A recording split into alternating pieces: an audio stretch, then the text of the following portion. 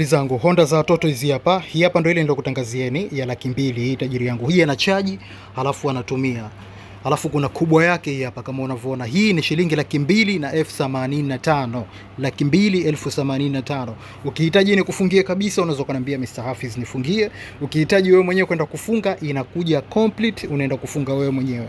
Mzigo tajiri yangu ni UK, lakini assemble unaanza kufanya wewe. Yaani kifupi hazijatumika. Yoyote unahitaji hapa tajiri yangu. Hii una charge unatumia na ile pale ana charge anatumia, zote ziko complete na kila kitu chake. Kama unahitaji nipigie 0656 94 81 90.